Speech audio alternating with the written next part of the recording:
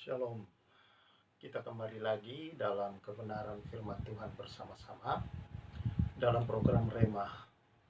Dan saya percaya senantiasa Roh Kudus adalah penolong yang setia atas hidup kita untuk membawa kita mengenal lebih baik dan dengan baik dan benar akan Allah melalui kebenaran firman-Nya.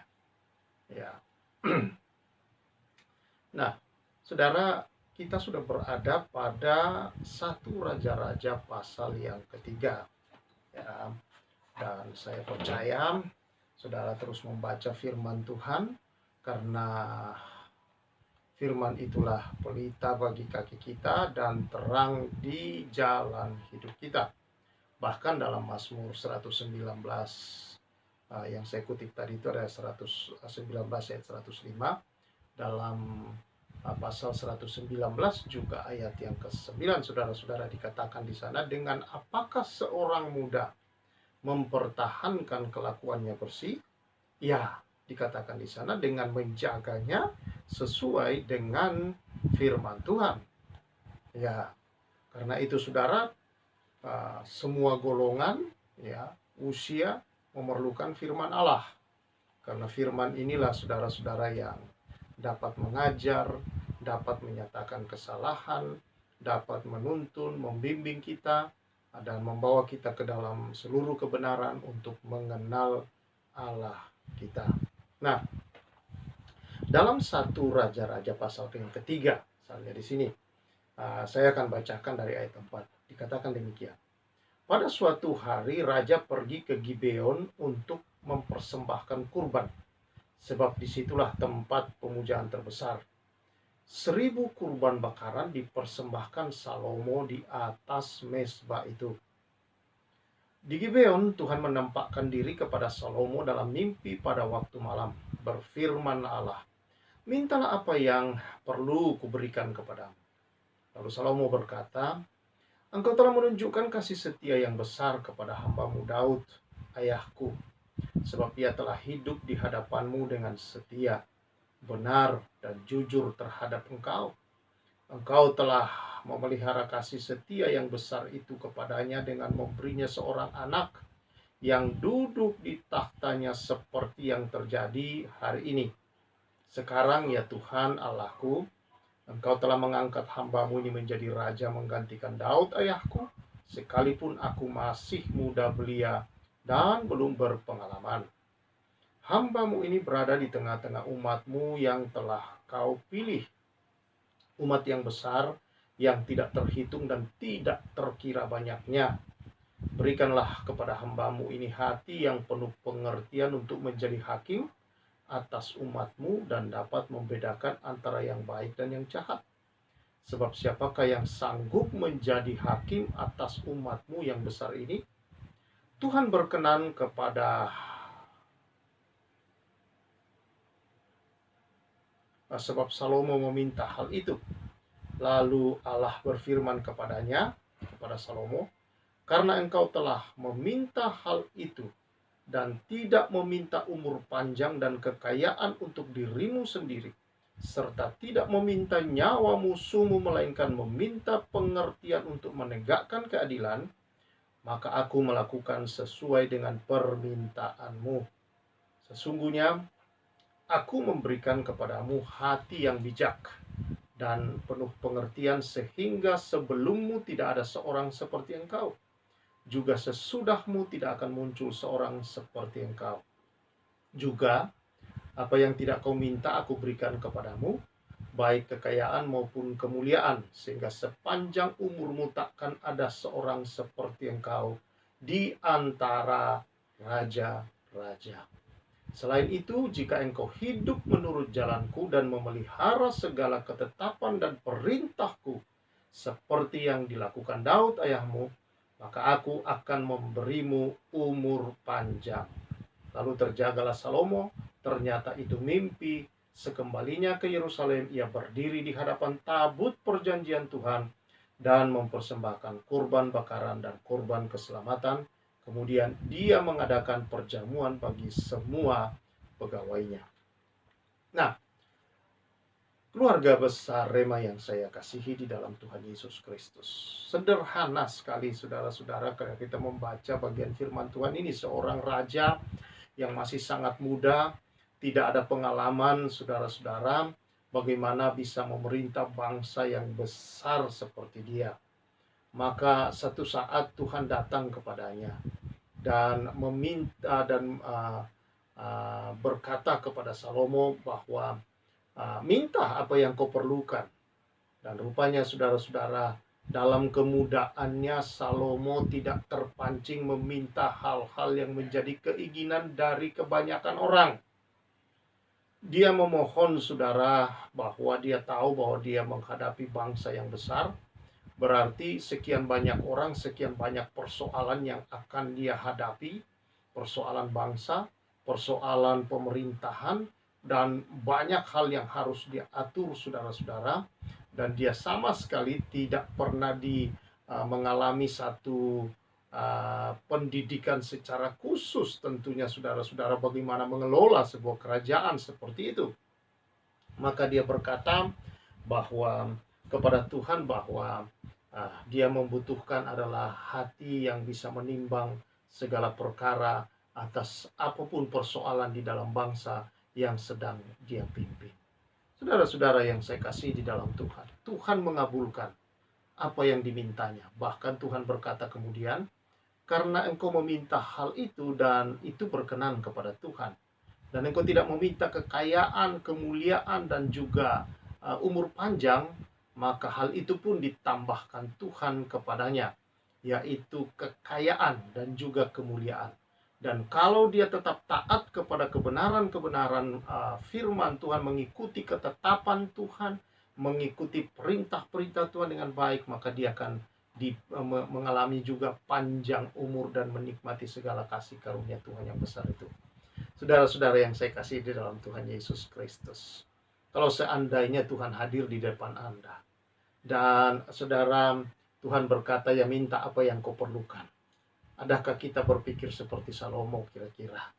Saudara, sebagai anak muda, khususnya para anak muda, ya pasti yang terpikir oleh para anak muda adalah hal-hal yang kelihatan di depan mata yang banyak sekarang ini, segala kebutuhan-kebutuhan itu. Tetapi itu juga saudara tanpa satu hikmat pengelolaan yang benar. Berapa banyak orang yang telah diterjunkannya ke dalam hal-hal yang tidak benar, tidak baik, terikat, dan saudara kemudian bahkan diperbudak oleh hal-hal itu. Karena apa? Belum sampai umur atau kira-kira tidak siap untuk menerima semua itu, sehingga dia tidak tahu bagaimana mengelola. Nah, Salomo meminta hikmat. Dia membutuhkan bagaimana cara mengelola dengan benar dan baik, karena dia tidak ada pendidikan untuk itu, dan Tuhan mengabulkan itu, dan juga memberikan tanggung jawab besar, yaitu harta kekayaan, kemuliaan, dan juga umur panjang kalau dia taat.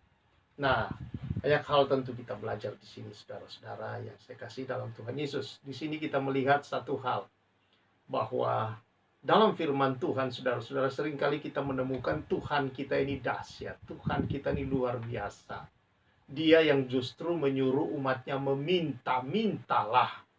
Nah, sangat terkenal satu ayat di dalam firman Tuhan, saudara-saudara, itu yang terdapat di dalam Matius pasal 7 ayat 7. Mintalah, maka kepadamu akan diberi.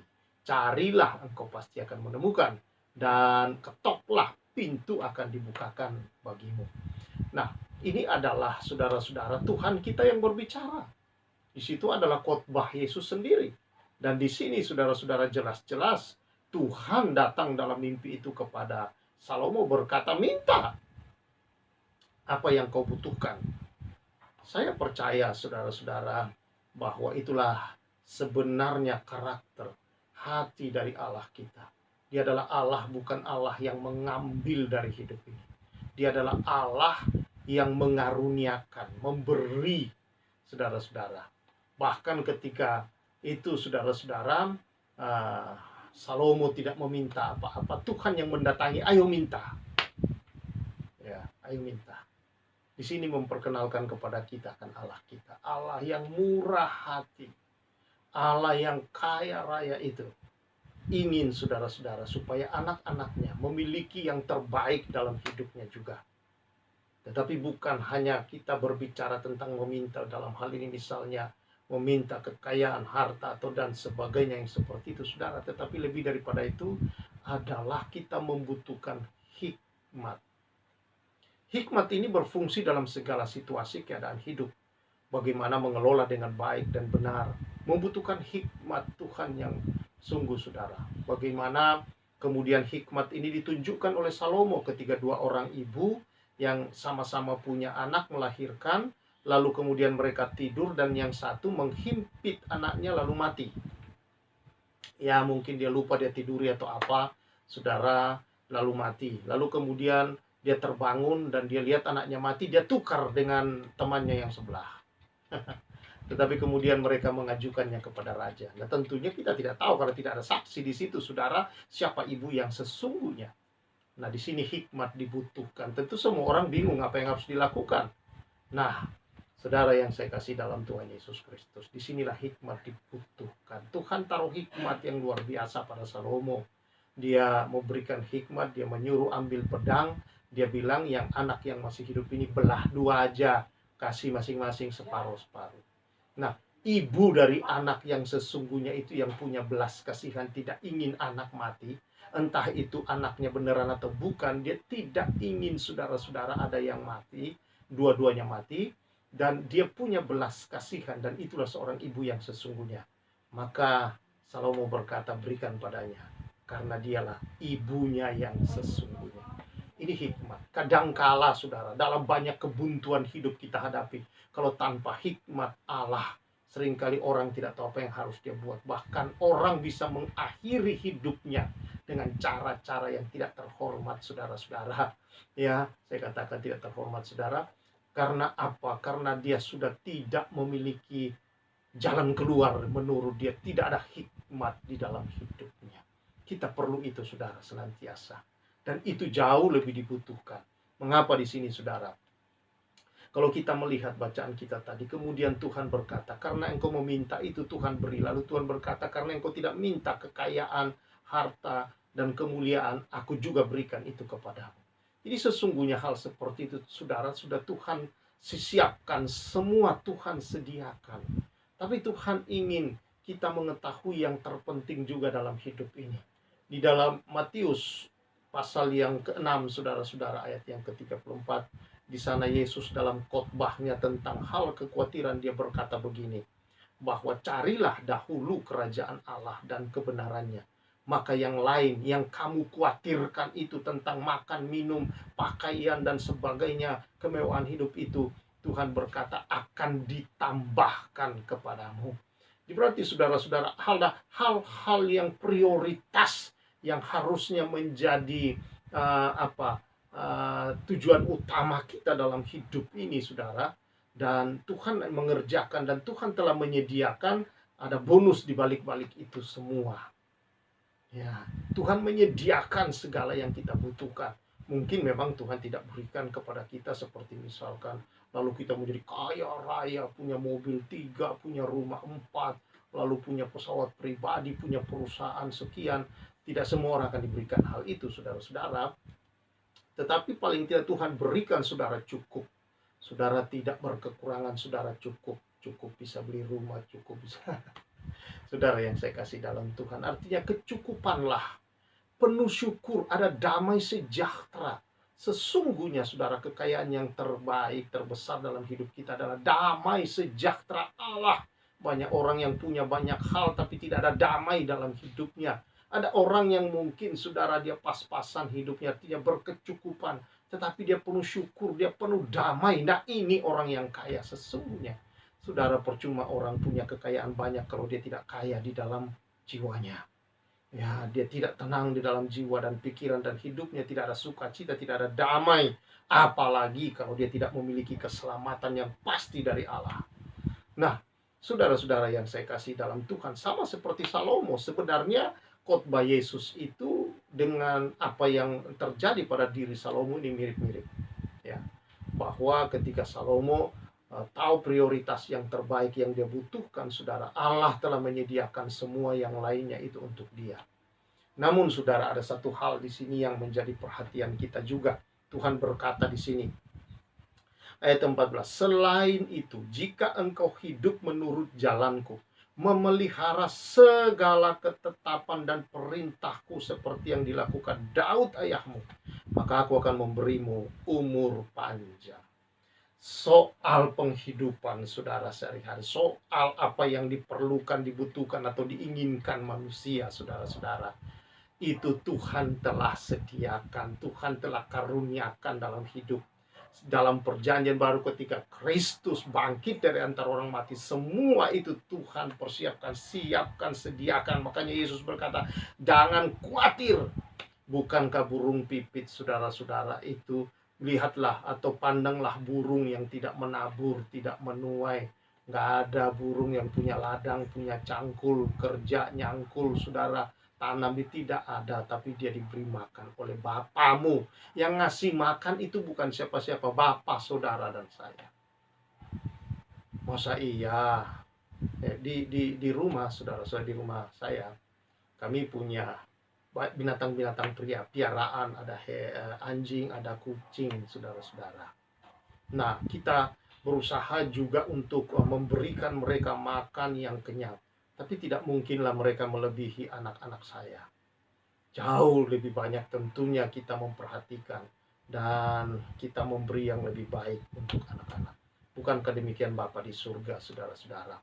Bahwa kalau burung yang tidak bekerja, tidak apa-apa, itu dia beri makan, tidakkah kita melebihi dari dia?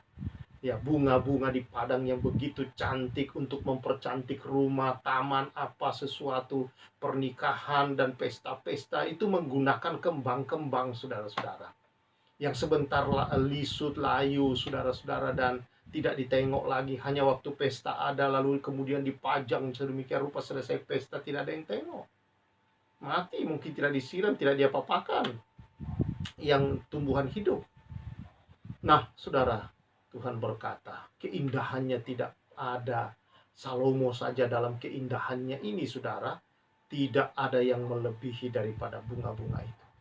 Lalu Tuhan berkata, tidakkah Tuhan akan mendandani kamu? Hal-hal yang kita khawatirkan ini adalah hal-hal yang tidak perlu kita khawatirkan. Karena Tuhanlah yang telah menyediakan. Harusnya Tuhanlah yang khawatir tentang hal itu. Seandainya Tuhan bisa khawatir, Tuhanlah yang khawatir untuk tidak memberikan itu kepada kita, saudara-saudara. Dan yang kita khawatirkan harusnya di hidup kita adalah bagaimana kita bersungguh-sungguh hidup di dalam anugerah Allah itu. Sungguh-sungguh hidup mengenal, mengasihi, dan hidup, saudara-saudara, menyembah dan memuji Allah dalam kehidupan ini. Itu tugas utama. Panggilan kita, saudara, adalah untuk menyembah, memuliakan Tuhan, hidup dalam kebenaran Tuhan, saudara-saudara, dan Tuhan memberikan apa yang diperlukan dalam kehidupan kita ini. Nah, saudara yang saya kasih dalam Tuhan, yang luar biasa di sini kita baca tadi bahwa umur panjang itu, dia berkata, selain itu, jika engkau hidup menurut jalanku, memelihara segala ketetapan dan perintahku seperti yang dilakukan Daud ayahmu, ya, saya baca ini sekali lagi, maka aku akan memberimu umur panjang. Ya, hal-hal lain itu tadi, saudara-saudara, itu bagaimana saudara bersungguh-sungguh di dalam bersekutu dengan Tuhan, di dalam mengiring Tuhan. Dan lebih dari itu Tuhan berkata, kalau kau lebih lagi memelihara, ya, memelihara di sini dia katakan, saudara, menuruti jalanku, memelihara, maka umur panjang. Ada plusnya lagi, saudara. Bukan hanya kita diberikan kemuliaan, harta, kekayaan itu seperti Salomo diberikan, tapi umur panjang untuk bisa menikmati karunia itu, menikmati semua yang Tuhan berikan itu, saudara, dalam umur yang panjang, dalam arti umur yang sehat, kita berbahagia, menikmati dalam sukacita itu semua, saudara, diperlukan ketekunan kita di dalam jalan-jalan Tuhan. Perintah-perintahnya, larangan-larangannya, atau saudara kebenarannya, kita hidup di dalamnya. Itu sebenarnya rahasia umur panjang. Banyak orang, saudara, mencari rahasia umur panjang, orang ini, orang Jepang, orang ini, orang itu. Saudara-saudara, Tuhan telah menunjukkan kepada kita rahasia umur panjang yang sehat, yang kuat, rahasia umur panjang yang penuh sukacita, damai sejahtera, dan memiliki kepastian keselamatan, saudara-saudara.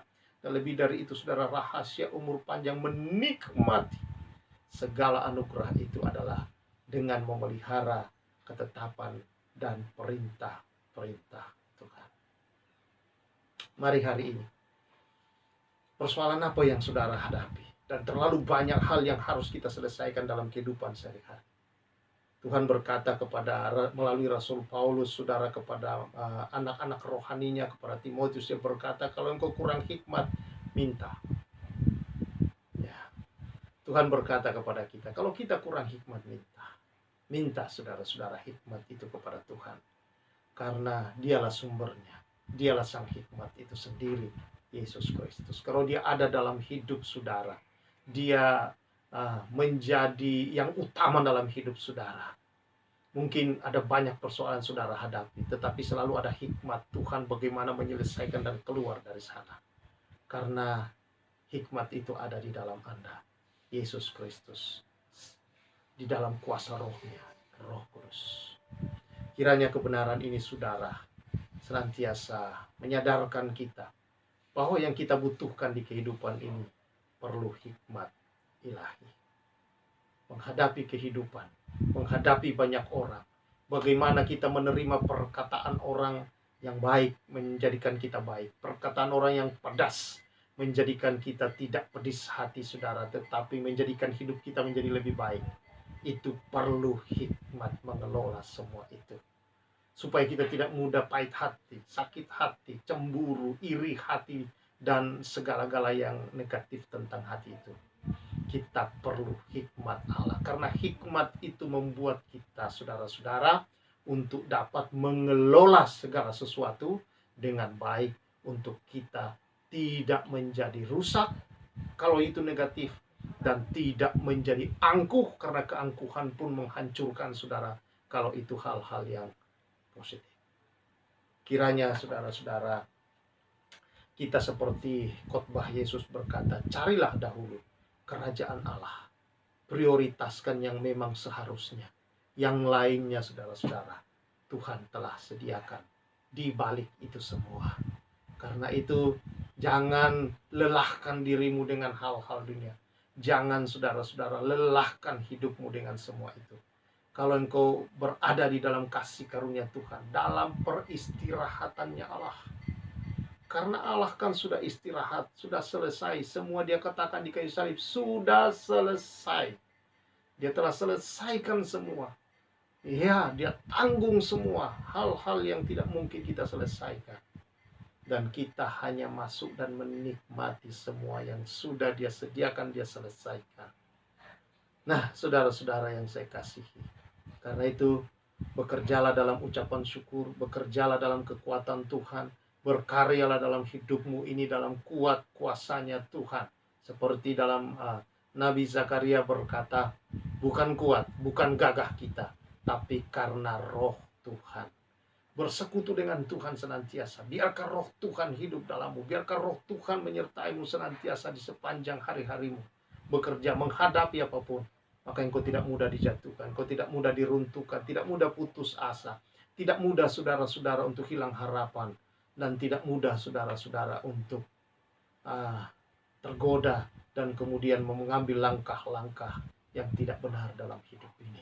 Pelihara ketetapan Tuhan, supaya semua yang Tuhan karuniakan dalam hidupmu bisa kau nikmati, bisa saudara-saudara Anda nikmati, dan itu Anda nikmati dalam umur yang panjang, dalam kesehatan yang penuh, dalam sukacita, dalam kebahagiaan yang sejati yang daripada Tuhan Yesus, karena ada damai sejahtera yang penuh yang tidak pernah hilang. Haleluya, haleluya. Kiranya kebenaran ini senantiasa menolong kita untuk terus bersekutu dan meminta hikmat itu dari Tuhan dalam perjalanan hidup kita. Yang lain Tuhan sediakan bagi saudara. Mari kita berdoa. Terima kasih Tuhan atas anugerah-Mu yang besar melalui firman ini. Mungkin dalam banyak hal kami melupakan bahwa kami perlu hikmat-Mu Tuhan. Untuk menghadapi apapun Tuhan. Kau berkata kalau kami kekurangan hikmat minta. Kami minta hari ini ya Tuhan. Tuhan mengaruniakan bagi setiap anak-anak-Mu ini roh hikmat yang daripada-Mu itu ya Tuhan. Yang telah Engkau karuniakan di dalam hati oleh kuasa, oleh Roh Kudus yang hadir dalam setiap orang percaya. Sesungguhnya dialah roh hikmat, sudah ada di dalam. Biarlah melalui persekutuan yang senantiasa, yang konstan dengan Roh Kudus itu di keseharian anak-anak-Mu ya Tuhan. Membuat mereka hikmat itu semakin bekerja. Hikmat itu semakin berkarya Tuhan. Dan membawa anak-anak-Mu ya Tuhan sama seperti Salomo. Hidup di dalam kelimpahan-Mu, menikmatinya. Dan biarlah juga tetap taat pada perintah-perintah-Mu. Memeliharanya Tuhan jalan-jalan. Ketetapan-ketetapan. Sehingga menikmati itu dalam umur yang panjang, dalam tubuh yang sehat. Dan di dalam sukacita, damai, sejahtera yang penuh. Terima kasih Tuhan, berkati umat-Mu, berkati semua keluarga besar Rema dalam nama Yesus Kristus. Amin. Tuhan memberkati saudara-saudara semua, dan saya percaya kuasa roh hikmat turun dan menguasai kita semuanya. Haleluya. Tuhan memberkati kita. Saya Pastor Samuel menyampaikan salam restorasi.